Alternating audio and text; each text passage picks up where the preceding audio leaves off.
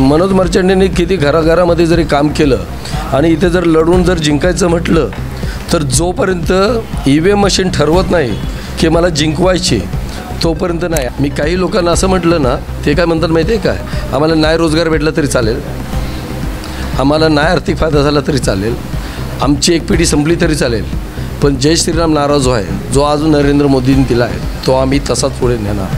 म्हणजे पिढी स्वतःहून बरबाद व्हायला तयार आहे. EVM मशीनला ऑपरेट करणारी कोण आहे तोच ठरवणार आहे की ह्या महानगरपालिकेमध्ये वर्ली असो किंवा मुंबई असो, हा नगरसेवक तेच ठरवणार आहेत आणि ते ठरवणारा जो ऑपरेटर आहे तोच ठरवेल की कोणाला द्यायचं आहे. त्यामुळे आम्ही उभे राहिलो काय, आम्ही नाही राहिलो का, त्याची कन्सेप्ट असते ती आमच्याकडे आहे, पण आम्हाला निवडूनच देत नाहीत. हे प्रश्न हीच गव्हर्नमेंट सोडवते आणि तेच निवडून येत आहेत. राज ठाकरेंनी एक एरिया घेऊन त्यांचं राजकारण केलं असतं, परंतु उद्धवजींना पक्षप्रमुख करण्यासाठी आणि राज ठाकरेंना आणण्यासाठी, राज ठाकरेंनी नवनिर्माण सेना हे करण्यासाठी हे आशीर्वाद 2 वेळा घ्यायला स्वतः राज ठाकरे हे कोणाकडे गेले, शरद पवारकडे.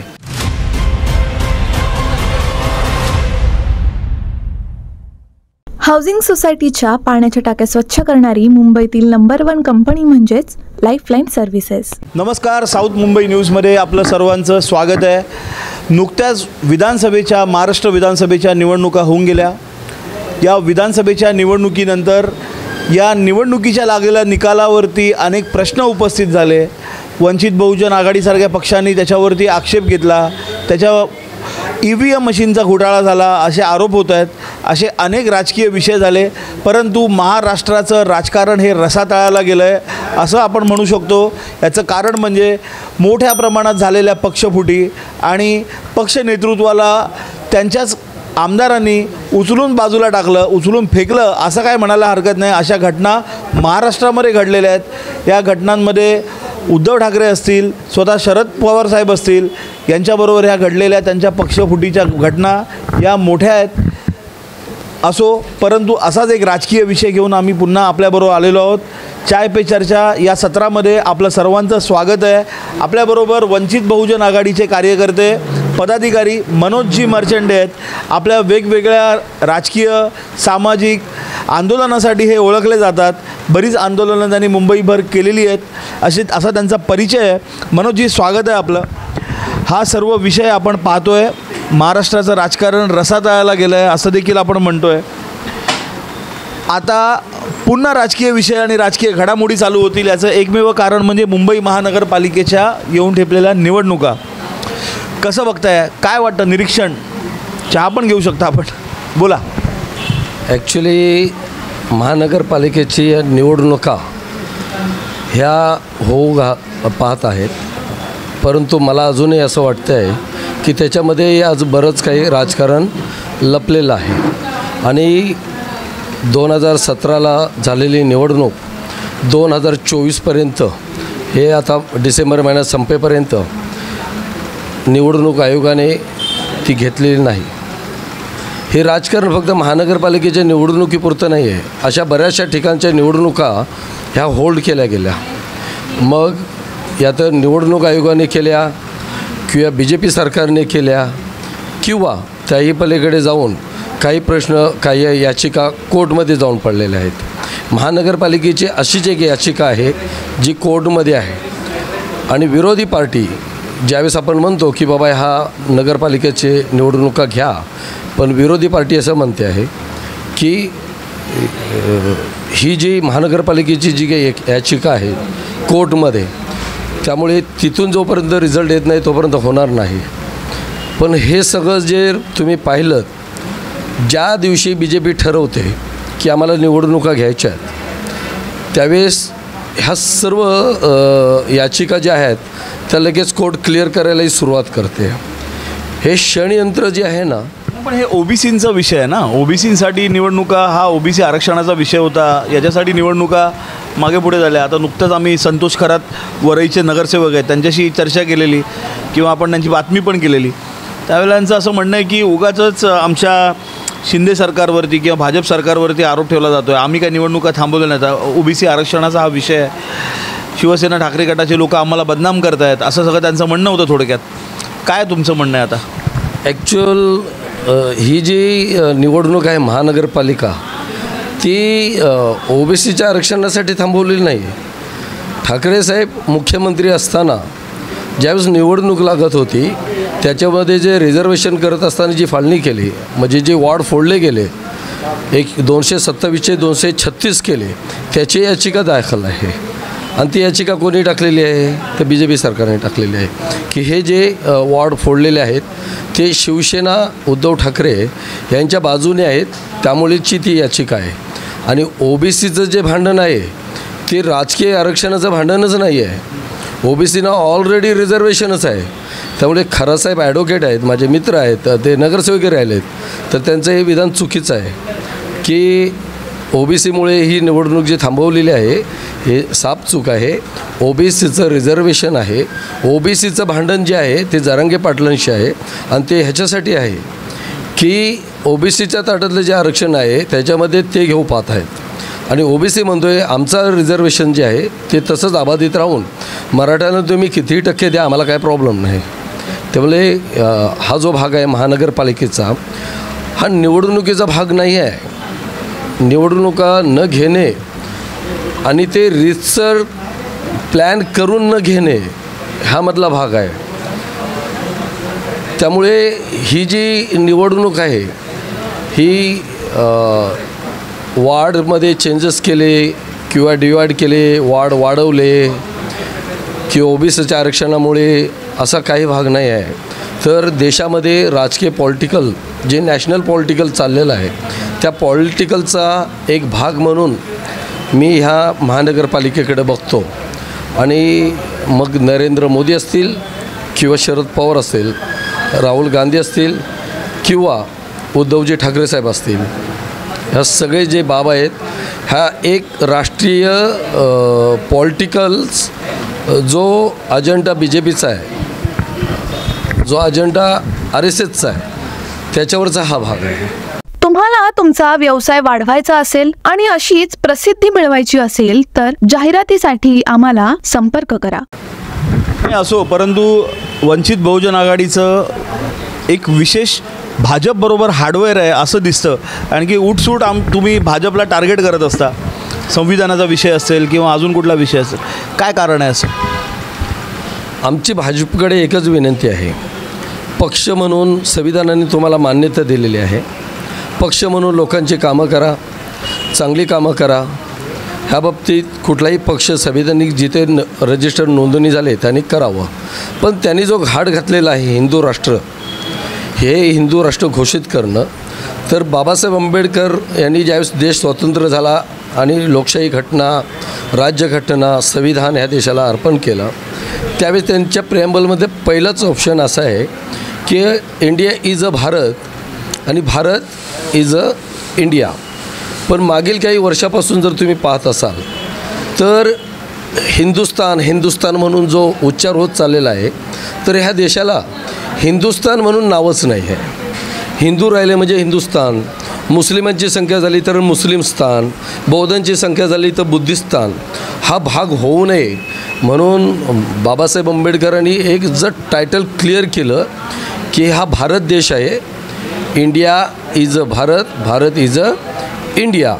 त्यामुळे हिंदुस्थानचा जो घाट चाललेला जो भाग आहे त्याच्यामध्ये मी एक जबाबदारीने आणि चळवळीत काम करत असताना मागील खूप वर्ष, म्हणजे मी माझ्या शाळेत जीवनापासून ही चळवळ पाहिली आणि तिथून हा स्टडी करत असताना, वेगवेगळे विषय हाताळत असताना मी मागील जे काही हे वर्षभरामध्ये 2 वर्षामध्ये आणि 2014 नंतरचं जो भाग चाललेला आहे त्याच्यामध्ये मी एक स्टडी केला.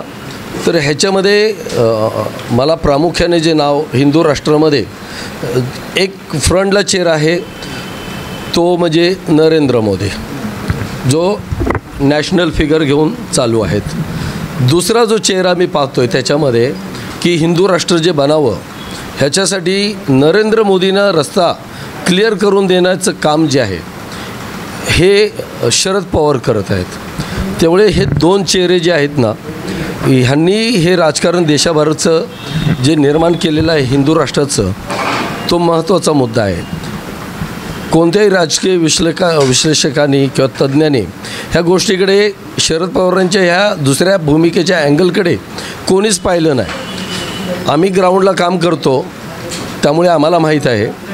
आम्ही लोकांमध्ये बसतो, लोकांमध्ये वावरतो, लोकांच्याबरोबर चर्चा करतो, छोटी मोठी आंदोलनं लोकांच्या प्रश्नासाठी करतो. पण त्याचबरोबर ते आमचं लक्ष नॅशनल पॉलिटिकलवरती पण असतं. त्यामुळे मी जो सर्च केलेला आहे, ह्या सगळ्यामधला जो रोड मॅप जो आहे, हा शरद पवार ह्यांनी रितसर BJPला आणि RSSला क्लिअर करत आहेत, असं माझं स्पष्ट मत आहे. तुम्ही शरद पवारांवरती एक आरोप करताय, याचा अर्थ असा दिसतो. असो, तुम्ही नरेंद्र मोदींनी काही चांगली कामं देखील केलेली आहेत ना देशभरात, जगभरात. नरेंद्र मोदींमुळे देशाचं, भारताचं नाव पुढे आलेलं आहे. आता हा हिंदुस्थान हा सगळा विषय, तो तुमचं म्हणणं तो कदाचित ते आक्षेपार्ह असेल. असो, परंतु या महानगरपालिकेच्या निवडणुकांचा आणि या तुम्ही जे म्हटलेल्या विषयांचा ह्यांचा संदर्भ कसा काय लागू शकतो?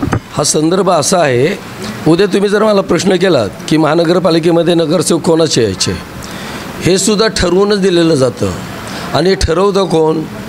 BJP मधले नरेंद्र मोदी, राहुल गांधी, शरदजी पवार, उद्धवजी ठाकरे साहेब, ह्या सगळ्यांमधून एक जो पडद्याच्या मागची जी पॉलिटिक्स आहे ह्याच्यामध्ये ठरवलं जातं. आणि मी ते तुम्हाला क्लिअरही करून देऊ शकतो की कसं ठरवलं जातं. त्यामुळे उद्या महानगरपालिकेमध्ये जर उद्धवजी साहेबांचे नगरसेवक पूर्णपणे निवडून येतील, याची शाश्वती देता येते. त्याचं कारण असं आहे की 2014पासून जे राजकीय गणितदी चाललेले आहेत, त्याच्यासाठी जी इंटरनल जी मदत चाललेली आहे, ती शरद पवार पक्ष आणि उद्धव ठाकरे साहेब पक्ष हे दोघेही व्यवस्थितरित्या महाराष्ट्रामध्ये BJPला रस्ता क्लिअर करून देत आहेत. आणि दुसरा असा आहे की राहुल गांधी जे आहेत हे नॅशनल पॉलिटिक्स आणि पक्ष असल्यामुळे ते तिथे त्या पद्धतीने काम करत. उद्धव ठाकरे तर मोदींचे, भाजपला यांचा प्रचंड द्वेष आहे. त्यांच्यामुळे पक्ष फुटला, त्यांच्यामुळे एकनाथ शिंदेना दुसरी शिवसेना स्थापन करता आली. तर उद्धव ठाकरे साहेब त्यांना कसा रस्ता मोकळा करून देतील? म्हणजे हे काय पटत नाही तुम्ही म्हणताय ते? पक्ष फुटला नाही, पक्ष फोडले गेले. आणि याचे मास्टर माइंड ही दोनच माणसं आहेत. जो मी माझं मत व्यक्त करतो आहे, माझा रिसर्च असा बोलतो आहे, मी जे राजकारणाकडून बऱ्याच वेळा बातम्या म्हणा किंवा व्यवस्थितरित्या मी जो माझा अभ्यास केला, तर मला हे दोनच लोक दिसतात आहेत ह्या सगळ्यामध्ये. पटत नाही तुम्ही म्हणता ते, कारण की याचं प्रचंड दुःख स्वतः उद्धव ठाकरेंना झालं, शरद पवारांना झालं, त्यांच्या कार्यकर्त्यांना झालं. पक्ष फुटला, किती मोठं नुकसान झालं, त्यांचं पक्ष गेला, चिन्ह गेलं, असं सगळं टीका झाली. पक्ष संपुष्टात आणण्याचे प्रयत्न झाले. हे सगळं स्वतःच्या हाताने कोण करेल? हे असं काय पटण्यासारखं नाही. असो, हा तुमचं मत आहे, तुमचा अंदाज आहे, तुमचं ॲनालाइज आहे. तुमच्या पक्षाबद्दल बोला, वंचित बहुजन आघाडीबद्दल बोला. नाही, हे पटण्यासारखंच मी बोलतो आहे. ज्यावेळेस लोकसभेचं इलेक्शन झालं त्यावेळेस नरेंद्र मोदींची दुसरी लाट होती. आणि ही लाट असताना म्हणजे त्यांचा प्रभाव देशाभरामध्ये एक चांगल्या प्रकारे आला होता. तो मानावा लागेल की त्यांनी त्यांचा जो मीडिया आहे, त्यांचा जो IT सेल आहे, त्यांनी केलेला जो प्रचार आहे आणि लोकांच्या मनावरती बिंबवण्याचा जो वन शॉट जो झालेला प्रयत्न आहे, तो त्याच्यामध्ये ते सफल झाले. त्यांना जे हिंदू राष्ट्र करायचं आहे त्याच्यासाठीचा जो मार्ग होता तो त्यांनी क्लिअर करत गेले. लोकसभेच्या मध्ये वंचित बहुजन आघाडीने किती मतं घेतली?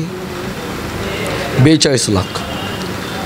त्यावेळेस शिवसेना आणि BJP एकत्र होते, राष्ट्रवादी काँग्रेस आणि काँग्रेस हे दोघे एकत्र होते. म्हणजे दोन बल्लाढ्य पक्ष जे कायम सत्तेत राहिलेले आहेत, हे दोन्ही बल्लाढ्य पक्ष एकत्र लढत असताना महाराष्ट्रामध्ये 42 लाख सिंगल पक्ष म्हणजे वंचित बहुजन आघाडीची निर्मिती होऊन 6 महिने होतात आणि 42 लाख मतदान घेतलं जातं, ही साधी बाब नव्हती. तर 42 लाख मतदान झाल्यानंतर एक साधारण 15 दिवसामध्ये म्हणजे त्याच्यावरती ज्या मीडिया वगैरे काँग्रेस म्हणायला लागली की बाळासाहेबांमुळे आमचा पक्ष किंवा आम्हाला नुकसान सोसावं लागलं, मित्रपक्षानं सोसावं लागलं, ह्या सगळ्या बाबी समोर आल्या. पण त्याच्यानंतर एक स्टेटमेंट जी निघाली ना ती शरद पवारांजींकडून निघाली होती. कोणी किती त्याच्यावरती लक्ष केंद्रित केलं मला माहीत नाही, पण माझ्यासारखा एक अभ्यासू माणूस आहे ना, ह्या सगळ्या बारीक सारीक गोष्टीवरती मी हे करतो. शरद पवारजींची स्टेटमेंट अभ्यासकांनी का नाही घेतली त्या अभ्यासामध्ये मला माहीत नाही, पण मला ती स्टेटमेंटवरती मी जरा चिंतन केलं या सगळ्यामध्ये. त्यांचं असं म्हणणं होतं की वंचित बहुजन आघाडीने 42 लाख मतदान घेतलं, हे मतदान जाणं म्हणजे आमच्यासाठी शॉक आहे. आणि हा मतदार परत वळवण्यासाठी मला किंवा माझ्या पक्षाला किंवा आम्हा सर्वांना आम्हाला ते प्रयत्न करावे लागतील. त्याच्यानंतर 15 दिवसामध्ये ते दिल्लीला गेले. दिल्लीला नरेंद्र मोदी साहेबांशी ते भेटले. म्हणजे इलेक्शनच्या नंतरची ही स्टेटमेंट निघाली 15 दिवसामध्ये. त्या 15 दिवसानंतर ते दिल्लीला गेले. दिल्लीमध्ये बंद कमऱ्यामध्ये शरद पवार आणि मोदीजी यांच्यामध्ये मोठी बैठक झाली. आणि बैठक झाल्यानंतर 1 तासाची चर्चा झाली. त्या बैठकीचा वृत्तांत त्या बैठकीत काय ठरलं हे कोणालाच माहीत नव्हतं. त्याच्यानंतर परत एक बैठक झाली. त्याच्यानंतर काही म्हणजे महिनाभरामध्ये अशी एक परत बैठक झाली मोदींच्या बाबतीमध्ये आणि शरद पवारजींच्या बाबतीमध्ये. आणि ती महाराष्ट्रामध्ये पक्षफुटीचे किंवा ईडीच्या चौकशा किंवा हा सगळा ठरलेला गेमप्रमाणे चालू झालं. आणि ती जी सुरुवात झाली तर पक्ष फोडेपर्यंत सरकार जे बनलं, शिवसेना आणि काँग्रेस आणि राष्ट्रवादी हे सरकार असल्यामुळे BJP एकटा पक्ष राहिला. हा दाखवण्याचा एक गेम होता की आम्ही याला एकाकी केलं आहे. त्याचं कारण होतं की यांना पुढे जाऊन फोडायचं होतं. पक्षामधले जे हा वोटर जो 42 लाख वंचितकडे गेलेला आहे, हा 42 लाख वोटर आणण्यासाठी ह्यांचा जो प्रयत्न होता तो असा होता की त्याच्यानंतरचं तुम्ही जर राजकारण बघितलं पुढचं तर एक ठराविक वेळेमध्ये शिवसेना फुटली. शिवसेनेचा अर्धा ग्रुप जो आहे तो कुठे गेला? BJPकडे गेला. बरोबर आहे. त्याच्यानंतर पुढच्या इलेक्शनमध्ये आजूबाजूच्या पिरियडमध्ये शरद पवारांचा पक्ष फुटला. त्यातले आमदार जे आहेत ते गेले कोणाकडे? BJPकडे. आता बघा, ही जी निवडणूक झाली ह्या निवडणुकीमध्ये सेम पक्ष झाले. म्हणजे शरद पवारांचा पक्ष आणि उद्धवजी ठाकरे साहेबांचा पक्ष. एक घटक महायुतीकडे आहे, एक घटक महाविकास आघाडीकडे आहे. म्हणजे काँग्रेसकडे 2 पक्ष आहेत आणि हे पक्ष जे आहेत ते राहुल गांधीकडे पण 2 पक्ष आहेत. आणि ही डिवायडेशन करून बाळासाहेब आंबेडकरांवरती आरोप केला की आम्ही आघाडी द्यायला घेऊ इच्छितो आहे. त्याची स्टेटमेंट एकच व्यक्ती देत होता. म्हणजे बाळासाहेबांबद्दलच्या चर्चेमधल्या ज्या स्टेटमेंट होत होत्या ते तुम्ही पाहिले असाल. काँग्रेसच्या राहुल गांधींनी स्टेटमेंट नाही दिला, वाटाघाटीच्या प्रदेश अध्यक्षांनी नाही दिल्या. हाऊसिंग सोसायटीच्या पाण्याच्या टाक्या स्वच्छ करणारी मुंबईतील नंबर 1 कंपनी म्हणजेच लाईफलाईन सर्व्हिसेस. बाळासाहेबांचा विषय काढला त्याच्यावरून एक प्रश्न आहे. अशी चर्चा चालते राजकीय लोकांमध्ये किंवा कार्यकर्त्यांमध्ये पक्षाच्या की राज ठाकरेंप्रमाणे बाळासाहेब आंबेडकर देखील आडमुठी धोरण घेतात. ते त्यांच्या मतांवरती त्यांच्या इगोवरती ठाम असतात म्हणून ते महायुती महाविकास आघाडी कोणाबरोबर त्यांचं पटत नाही, जमत नाही, स्वतंत्रच राहतात आणि त्याच्यामुळे त्यांचे पक्ष वाढत नाहीत आणि ही मंडळी सत्तेत येत नाहीत. तुम्हाला काय म्हणायचं आहे? मला एक सांगा, 42 लाख वोटिंग घेतल्यानंतर शरद पवार असं का म्हणतात का हा वोटर जो गेलेला आहे तो आम्हाला परत मिळवला पाहिजे? शरद पवारांचा पक्ष फोडून BJPकडे कसा जाऊ शकतो? तो पक्ष उद्धव ठाकरेकडे पण जाऊ शकला पाहिजे होता. तो पक्ष काँग्रेसकडे जायला पाहिजे होता, BJPकडेच का गेला? हे मी मुळात हेच म्हणतो आहे की हिंदू राष्ट्र होण्यासाठीचा जो BJPचा RSSचा जो प्रयत्न आहे हा प्रयत्न पूर्ण करण्यासाठी जर कोण रोडमॅप जर करत असेल ते कोण आहेत? शरद पवार. काँग्रेसबरोबरती म्हणून मी तुम्हाला काय म्हटलं मगाशी की बाळासाहेब आंबेडकरांना आम्ही किती सीट देणार आहोत हा फक्त एकच माणूस बोलत होता मीडियामध्ये, त्यांचं नाव आहे संजय राऊत. ह्याच्या पलीकडे शरद पवारांनी स्टेटमेंट दिली नाही. पाटोळे महाराष्ट्राचे अध्यक्ष होते, त्यांनी स्टेटमेंट दिली नाही की आम्ही बाळासाहेबांना एवढ्या सीट्स देऊ इच्छितो. त्याचं गणित असं होतं की तो एक षडयंत्राचा भाग होता की बाळासाहेब आंबेडकरांना आपण पक्षामध्ये घेतो आहोत, परंतु त्यांना घ्यायचंच नव्हतं. त्याचं कारण असं आहे, आंबेडकरवादी पक्ष जर त्याने जर बरोबर घेतला असता तर बाळासाहेब आंबेडकरांचं जे नाव आहे, आंबेडकर जे नाव आहे, हे फक्त महाराष्ट्रापुरतंच कामाला नसतं आलं, तर देशभरामध्ये पण आलं असतं. आणि देशभरामध्ये बाळासाहेब जे म्हणत होते की माझ्याकडे 16 ते 20% जो मतदार आहे, जो माझ्या आजोबानेला मानणार आहे, जो मला आंबेडकर नावाला मानणार आहे, मी जर तर टर्न केला तर प्रधानमंत्री म्हणून राहुल गांधी बसू शकतात. आणि तुम्ही बघितलं की थोड्या फरकाने राहुल गांधी जे आहेत हे ज्याला म्हणतो आपण प्रधानमंत्र्याच्या खुर्चीपासून वंचित राहिले. बरोबर. जर बाळासाहेब आंबेडकरांनी घेतलं असतं तर आझाद जो आहेत, आझाद चंद्रशेखर आझादला सकाळची बोलणी केली आणि संध्याकाळपर्यंत त्याला काहीच म्हणजे त्यांना युतीमध्ये घेतलंच नाही. त्या व्यक्तीने मीडियासमोर आला, त्यांनी तेच भूमिका घेतली की काँग्रेस फक्त आम्हाला डावलते आहे, आम्हाला फक्त बोलते घेत नाही आहेत. मग बाळासाहेब आंबेडकर आणि आझाद किंवा मित्र पक्ष हे सगळे चुकीचे आहेत का? मनोजी, हे जे सर्व जे तुम्ही राजकीय घटक किंवा हे जे सांगताय, हे असं नव्यानेच ऐकायला मिळतं आहे. मोदींसाठी एवढा मोठा त्याग किंवा एवढं मोठं परिवर्तन घडवू शकतात किंवा हिंदुस्थान या नावासाठी एका पटण्यासारखं नाही आहे. तुम्ही कुठल्या बेसवरती बोलताय, कुठल्या पुराव्याच्या आधारे बोलताय कळत नाही. चला आपण मेन मुद्द्यावरती येऊया.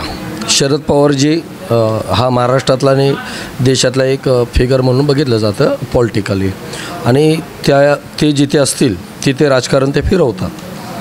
मुख्य मुद्दा सांगतो तुम्हाला. RSSची मागणी काय आहे? ह्या देशाला हिंदू राष्ट्र करणं, आणि त्याच्यावरती गेले ते 100 वर्ष काम करत आहेत. बरोबर आहे. अडवाणीच्या माध्यमातून राम मंदिरचा विषय घेतला आणि त्याच्यामध्ये BJP पुढे आले. राम मंदिर हा विषयावरती अडवाणीनं जसं RSSला लिडरशिप पाहिजे होती आणि जो अपेक्षित पाहिजे होता तो लिडरशिप त्यांना भेटली नाही की ह्या देशातलं संविधानाच्या संदर्भामध्ये आपल्याला जर काय स्टेटमेंट करायचे असतील किंवा आपल्याला जर काय याच्यामध्ये बदलाव करायचा असेल, संविधानामध्ये बदलाव करून हे राष्ट्र हिंदू राष्ट्र कसं करता येईल ह्याच्यामध्ये बदलाव करायचा असेल, पण तसं काय त्यांच्याकडून ती जी लिडरशिप आहे ती RSSला दिसली नाही. इज अ स्टडी पक्ष, तो प्रचंड मोठं विंग्स करून चालतो. त्याच्यानंतर तुम्ही जर पाहिलं असाल तर ह्या ठिकाणी दलित पॅन्थर आणि शिवसेना असा एक मोठा संघर्ष इथे झाला होता. दलित पॅन्थर कशासाठी वडली नाही, पूर्ण महाराष्ट्रभरामध्ये दलित पॅन्थर कशासाठी होती की आमच्यावरती होत असलेले, आमच्या लोकांवरती होत असलेले, आमच्या महिलांवरती होत असलेले अत्याचार रोखण्यासाठी. Is a not a political parties. परंतु शिवसेना ही जी संघटना उभी झाली ती पुढे जाऊन पॉलिटिकलमध्ये कन्वर्ट झाली. पण दलित पॅन्थरला पुन्हा पॉलिटिकल कन्वर्टमध्ये करण्यामध्ये म्हणजे ज्यावेळेस असं वाटलं शरदजी पवारांना किंवा त्या संघटनेला किंवा BJPला की ही संघटना उद्या जाऊन जर मोठी झाली तर आपण हे राष्ट्र हिंदू राष्ट्र करण्यासाठी शक्य होणार नाही, त्यामुळे ह्याला थांबवलं पाहिजे. मग ह्या संघर्ष जो होता इथला थांबवण्यासाठी दिल्लीतून मोदी पाठवलं कोणाला? तुम्हाला मी एक गोष्ट सांगू इच्छितो, दलित पॅन्थरचा जो धसका आहे तो दिल्लीने घेतला होता. दलित पॅन्थरचा जो धसका आहे तो दिल्लीतून घेतला होता. संघर्ष कोणामध्ये इथला झाला होता? महाराष्ट्रामधला. आणि मुंबईमधला 6 महिन्याचा संघर्ष हा बाळासाहेब ठाकरेंबरोबर झाला होता, शिवसेनेबरोबर झाला होता. मग शिवसेनेचा नाही हा संघर्ष होण्याचं कारण काय? ह्या संघर्षामध्ये दलित पॅन्थर संघटना संपवून टाकली. म्हणजे पुढच्या कालावधीमध्ये पॉलिटिकली त्यांना घेतलं, पॉलिटिकलमध्ये त्यांना आणण्यासाठी शरद पवारांनी प्रयत्न केले. केंद्रामधून शरद पवारांना महाराष्ट्रामध्ये पाठवलं गेलं आणि इथून सुरुवात झाली. त्याच्यानंतर तुम्ही आज जर बघत असाल तर शिवसेना हा राजकीय पक्षाला पुढे आणलं आणि महानगरपालिका कवर केली.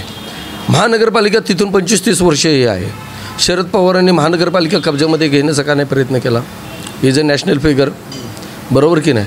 परंतु पुढे जाऊन पुढे जाऊन आणखी रस्ता क्लिअर करण्यासाठी, ह्या संकल्पनेला क्लिअर करण्यासाठी शरद पवारांच्या ठिकाणी ज्यावेळेस सोनिया गांधी पक्षाध्यक्ष झाल्या आणि त्या इटलीच्या आहेत, इटली ह्या देशातल्या त्या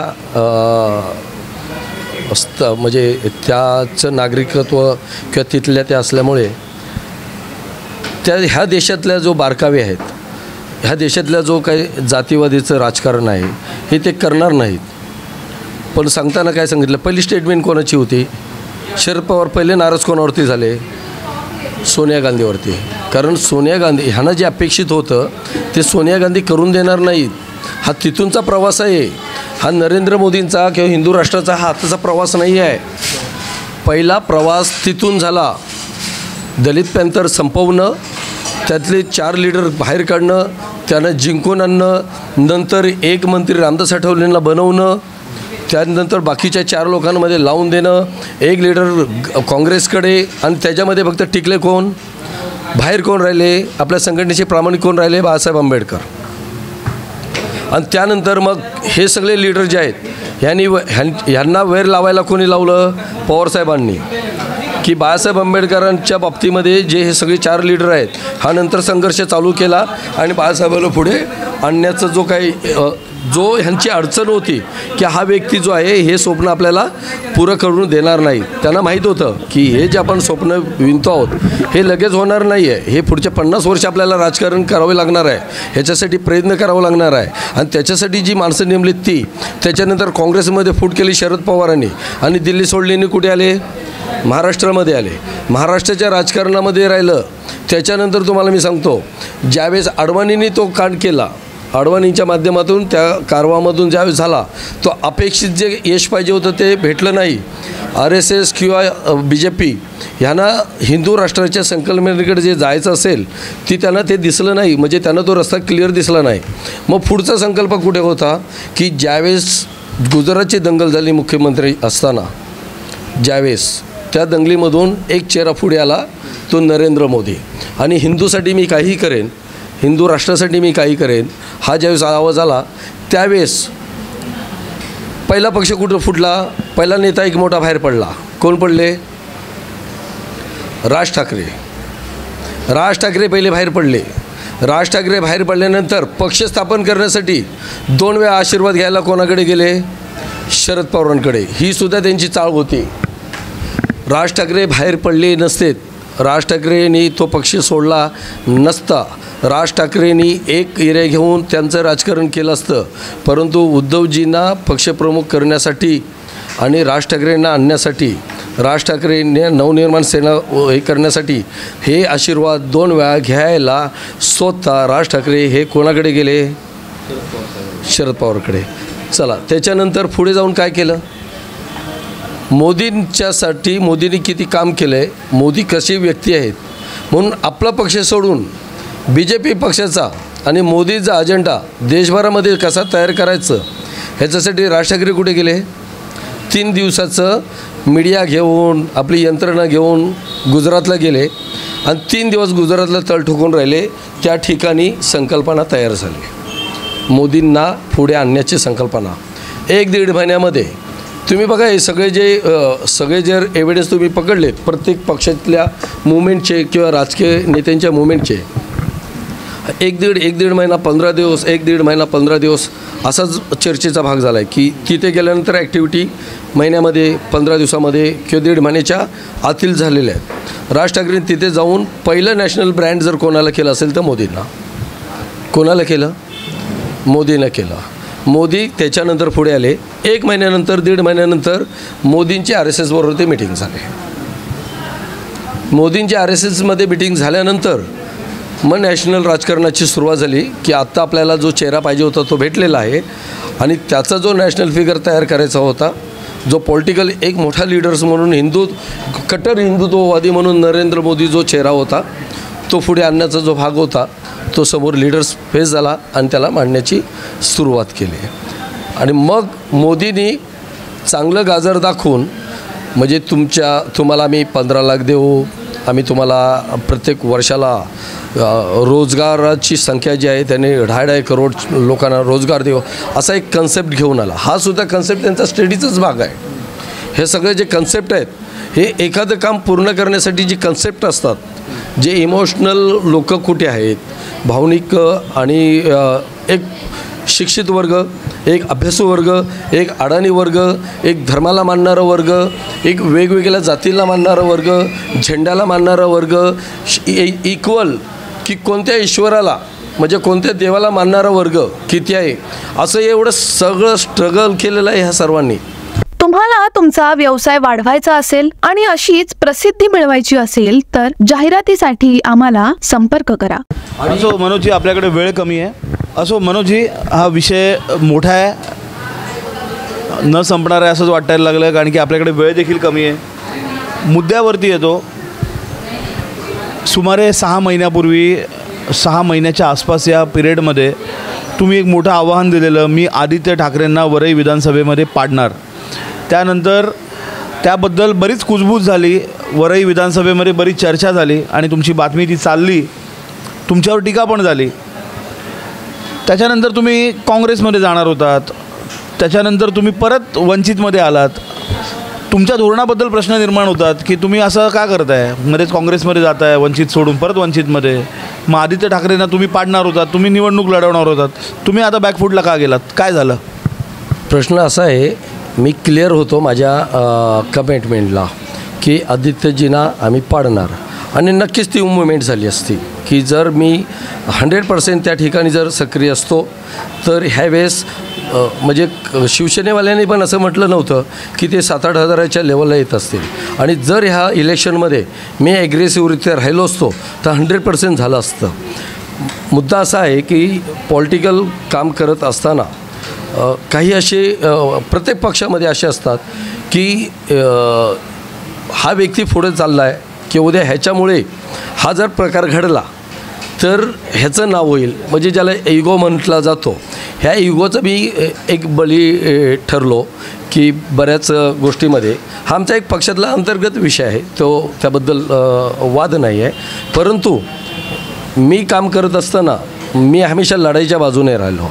म्हणजे मांडवली करणं किंवा सरेंडर करणं किंवा मधली भूमिका घेणं हे अजिबात नाही. माझी अपेक्षा होती की ह्या ठिकाणी मी माझा पक्ष स्टँड केला पाहिजे. आपण जो आमदार आहे हा मुख्य भाग असतो की ज्यावेळेस लढाई लढतो त्यावेळेस जो स्थानिक आमदार असेल किंवा स्थानिक नगरसेवक असेल, स्थानिक खासदार असेल तर लढाई ही त्याच्याबरोबरच असते. दुय्यम जो असतो त्याच्याबरोबर ती नसतेच मुळी. त्यामुळे आमची सरळ थेट लढाई तिथेच होती.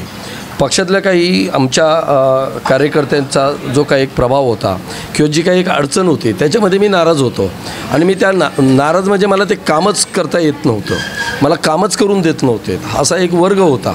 आणि त्या वर्गामुळे मला त्या ठिकाणी थोडं थांबावं लागलं. राजकारणामध्ये मी पक्ष बदलाबदली काही केलेली नाहीत. म्हणजे मी ठाम होतो. मी माझं पत्रही ज्यावेळेस जाहीर केलं त्यावेळेस मी हेच कारण दिलं होतं की आंबेडकर कुटुंब म्हणून किंवा पक्ष म्हणून मी त्याच बाजूने आहे. तिथे काही माझे हे नव्हती. मी पक्षाचं रिझन दिल्यानंतर काँग्रेसशी ज्यावेळेस गेलो होतो तर म्हणजे काँग्रेसशी जाणं, पक्ष प्रवेश झाला तर मी गेलो, पण गाठीभेटी घेणं, विविध पक्षाशी बोलणं, त्यांची आयडिओलॉजी बघणं, मला असं वाटलं होतं की मोठा स्टेज आहे संविधान वाचवण्याचा. राहुलजी गांधी संविधानाच्या बाबतीत पुऱ्या देशभरामध्ये आहे, त्याचा मी एक जर भाग बनू शकलो तर चर्चा केल्यानंतर मला ते बाब जमली नाही, मला ती पटली नाही की संविधानाच्या बाबतीमध्ये ह्यांची जी खेळी आहे ती दुटप्पी आहे.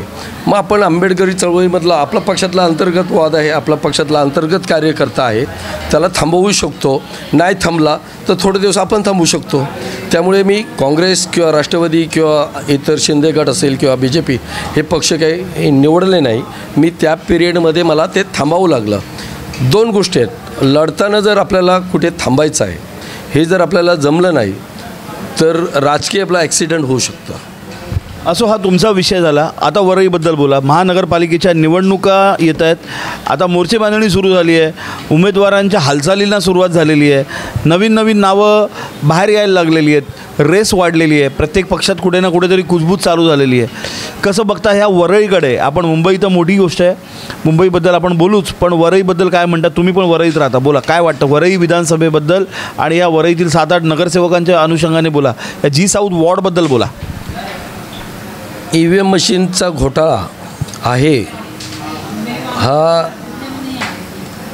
2016 आम्ही चालू केला होता. म्हणजे वंचितच्या वतीने, आपल्या भारी बहुजन महासंघ आणि याच्या वतीने काही न होईना, पण आज राहुल गांधी किंवा उद्धवजी ठाकरे साहेब असतील, शरद पवार साहेब असतील, हे सगळी मंडळी म्हणत आहेत की BJP EVM मशीनचा वापर करते आणि त्यांना जे हवं आहे ते घेऊन देते. माझं असं म्हणणं आहे की महानगरपालिकेमध्ये BJPच ठरवणार. जरी EVM घोटाळा आहे, जर EVMचा वापर होतो आहे, मग त्यांनी जे आमदार निवडून दिलेत तर तेही पाडता आले असते त्यांना.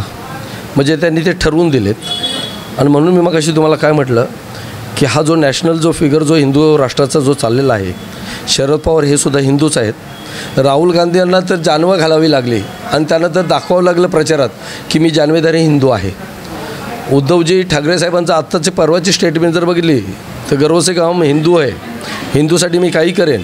म्हणजे हे चारही पक्ष हिंदूच आहेत आणि मोदींच्याच बाजूने आहेत. त्यामुळे महानगरपालिकेमध्ये मनोज मर्चंटेंनी किती घराघरामध्ये जरी काम केलं आणि इथे जर लढून जर जिंकायचं म्हटलं तर जोपर्यंत EVM मशीन ठरवत नाही की मला जिंकवायची तोपर्यंत नाही. आणि जे नगरसेवक येतील, जर EVM मशीनचा जर कॅरेक्टर असेल ह्या सगळ्यामध्ये, तरी EVM मशीनला ऑपरेट करणारा कोण आहे तोच ठरवणार आहे की उद्धवजींचे किती नगरसेवक द्यायचे, शरद पवारांचे किती नगरसेवक द्यायचे, काँग्रेसचे किती नगरसेवक द्यायचे आणि वंचित बहुजन आघाडीचे किती नगरसेवक द्यायचे. बाकीचे तर पक्ष सोडून द्या. कमीत कमी एकच पक्ष मुवमेंटमधला आज टफ घेतो आहे आणि तो म्हणजे वंचित बहुजन आघाडी. ह्या पक्षाशी जर टफ घेणार एकच पक्ष आहे. त्यामुळे EVM मशीनला ऑपरेट करणारी कोण आहे तोच ठरवणार आहे की ह्या महानगरपालिकेमध्ये वरली असो किंवा मुंबई असो, हा नगरसेवक तेच ठरवणार आहेत.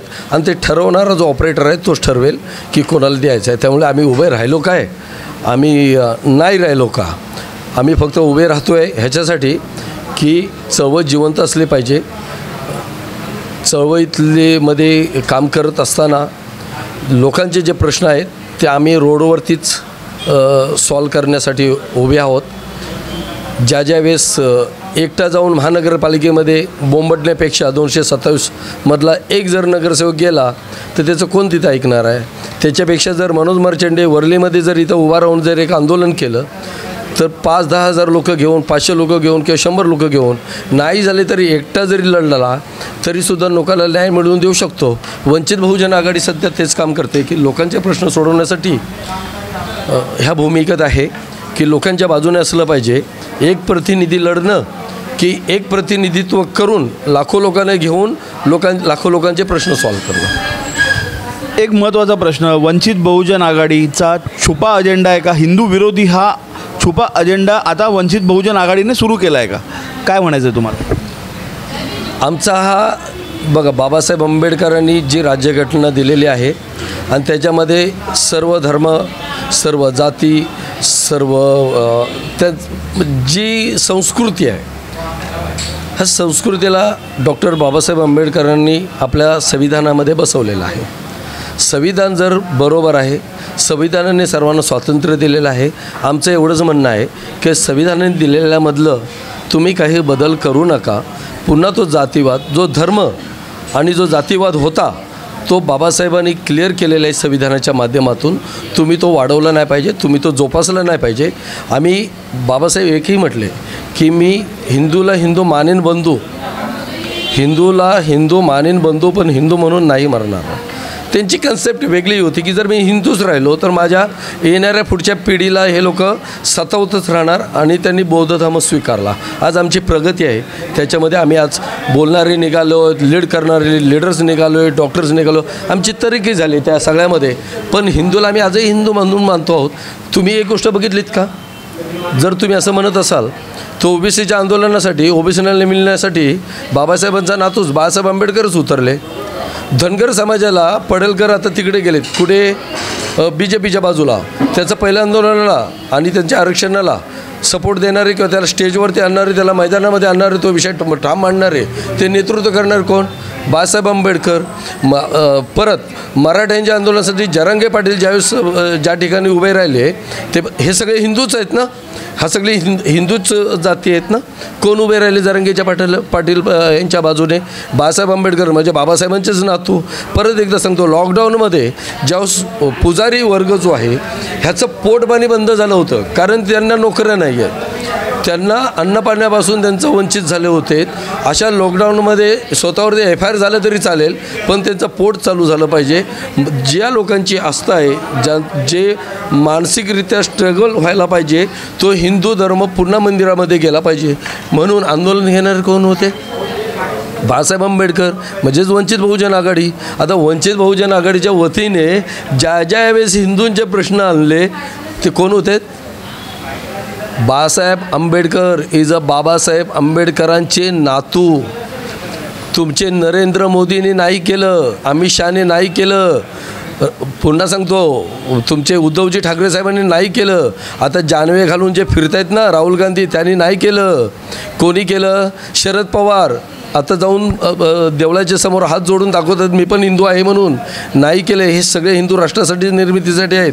पण हिंदूंना संरक्षण देण्याचं, त्यांना आर्थिक म्हणा, त्यांना सामाजिक म्हणा, त्यांना राजकीय म्हणा बरोबर आणण्याचं काम ह्यांनी नाही केलं. ते म्हणतात ना हिंदू खतरे में आंबेडकरवाद्यांमुळे नाही आहे, मुसलमानवाद्यांमुळे नाही आहे, हिंदू खतरे में ह्या जो लोक हे जे लीडर आहेत ना ह्यांच्यामुळेच हिंदू खतरे में आहे.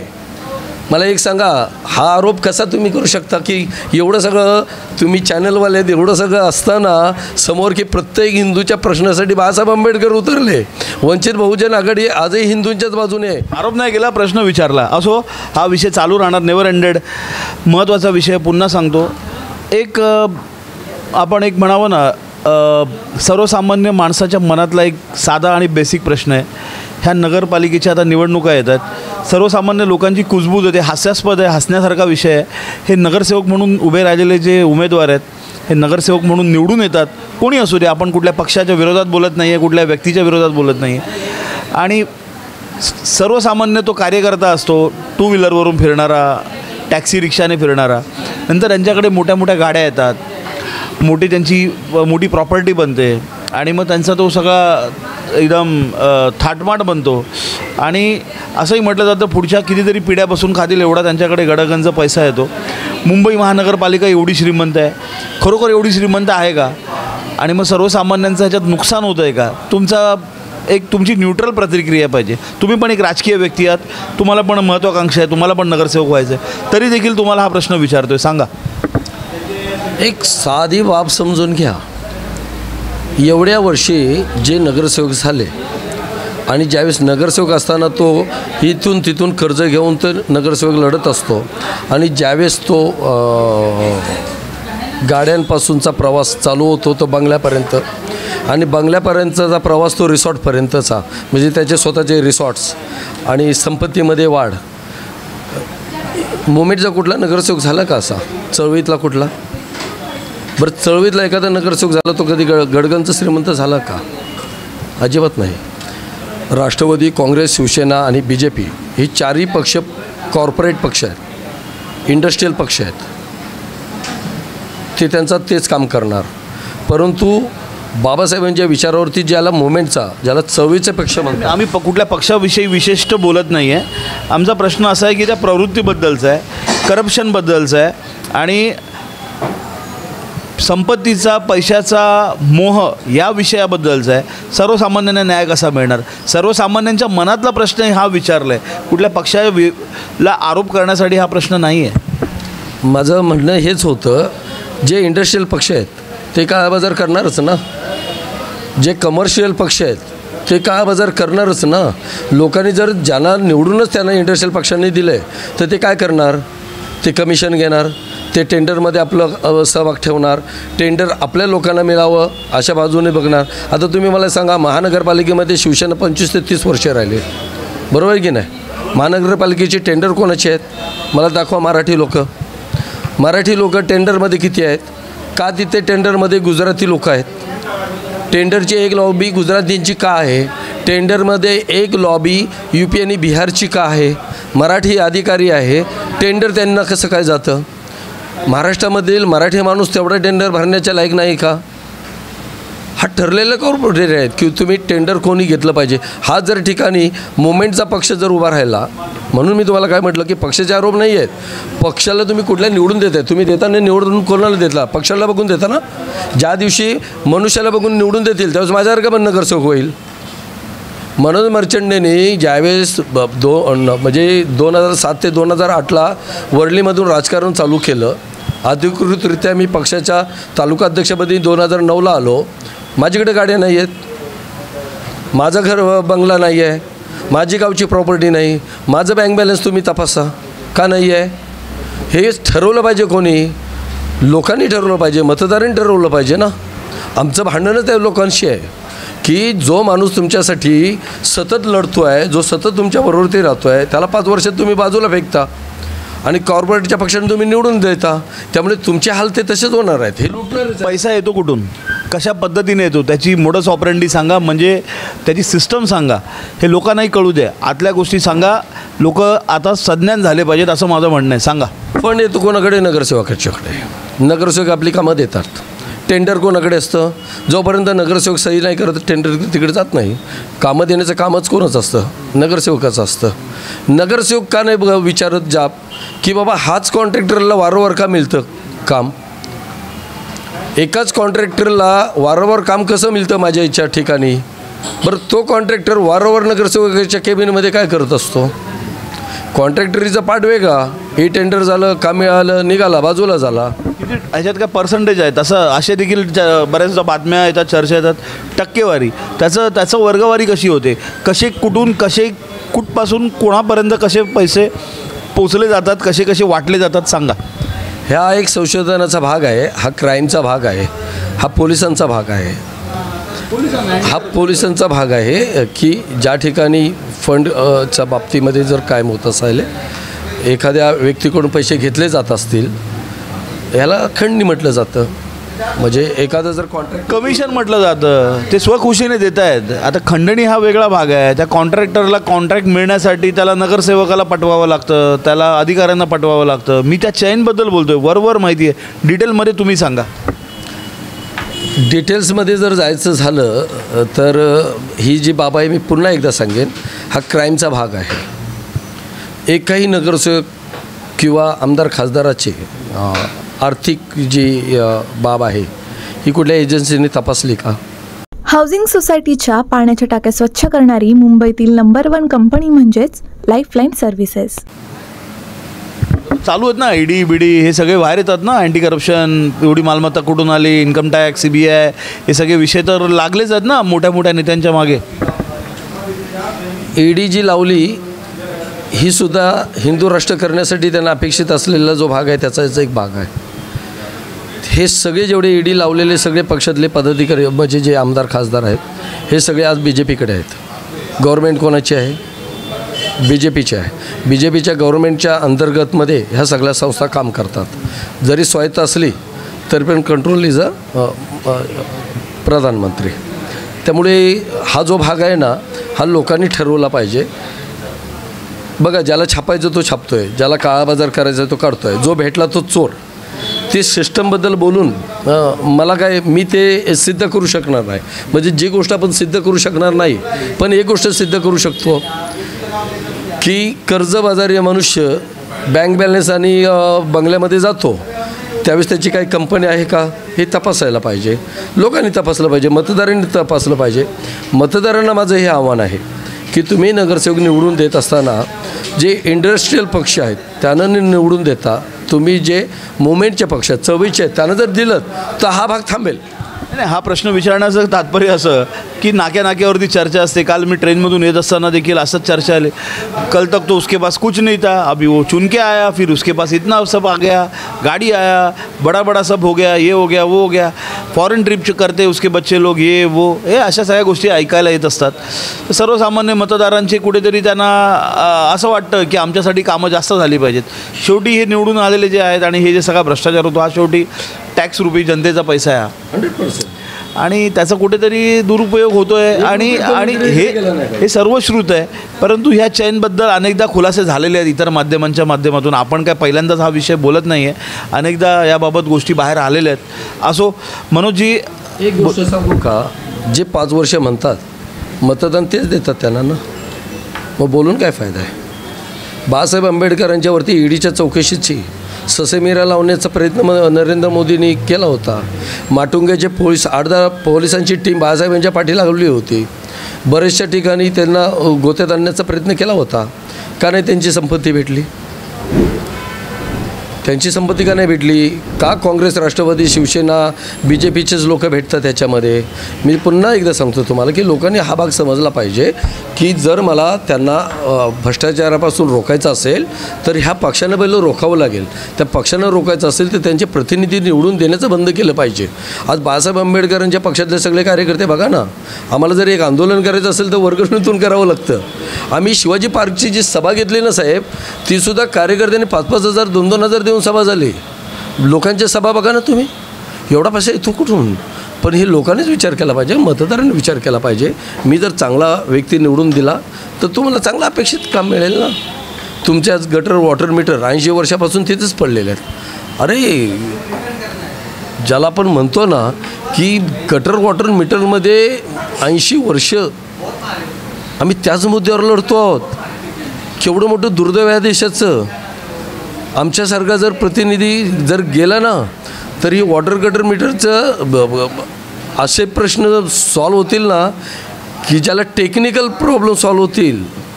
हे सगळं करायची गरज नाही राहणार. गॅसपासूनचा होणारे आजार, डासांपासून होणारे आजार, हे सगळं त्याला टेक्निकल माणसं लागतात. तो त्याची कन्सेप्ट असते, ते आमच्याकडे आहे पण आम्हाला निवडूनच देत नाहीत. हे प्रश्न हीच गव्हर्नमेंट सोडवते आणि तेच निवडून येत आहेत. ह्यांना एक झेंडा हातात द्या, जय श्रीराम बोला, विषय संपवून टाका. तुम्ही ह्या बाबतीत बोललात ना, पैशाच्या बाबतीत. मी काही लोकांना असं म्हटलं ना, ते काय म्हणतात माहिती आहे काय, आम्हाला न्याय रोजगार भेटला तरी चालेल, आम्हाला न्याय आर्थिक फायदा झाला तरी चालेल, आमची एक पिढी संपली तरी चालेल, पण जय श्रीराम नारा जो आहे, जो आज नरेंद्र मोदींनी दिला आहे, तो आम्ही तसाच पुढे नेणार. म्हणजे पिढी स्वतःहून बरबाद व्हायला तयार आहे. आम्ही कुठे आहोत? चीन, चायना, जपान, थायलंड, इकडे टेक्निकल सगळं झाले. तिकडची टेक्निकलची गटर्स बघा, तिकडे गटरची कन्सेप्ट बघा, इकडची बघा.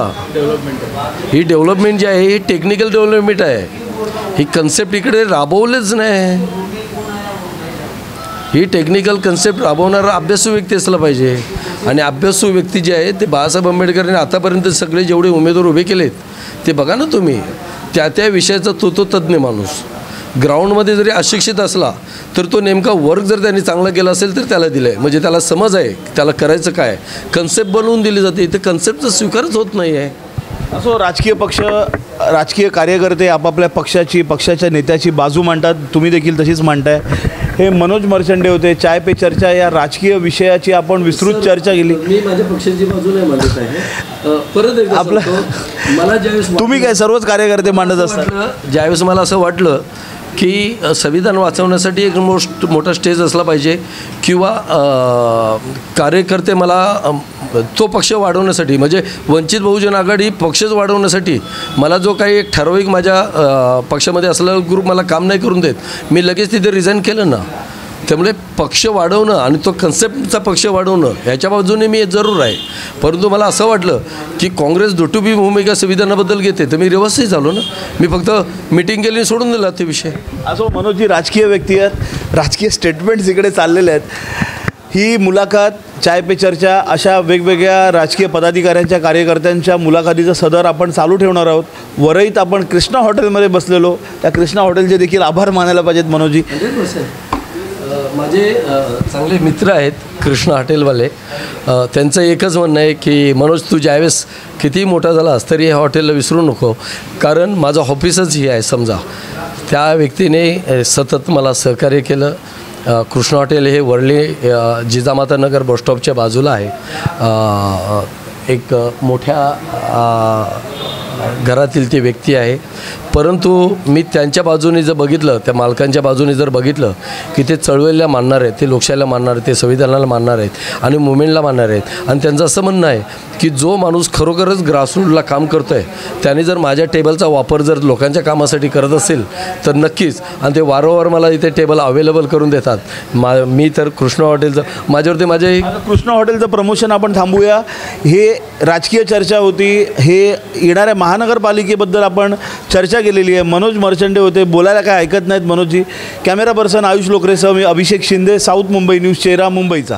साऊथ मुंबई विभागातील घडामोडी जाणून घेण्यासाठी साऊथ मुंबई न्यूज चॅनलला लाईक, फॉलो, शेअर आणि सबस्क्राईब करा आणि बेल आयकॉनवर क्लिक करून ऑल करायला विसरू नका.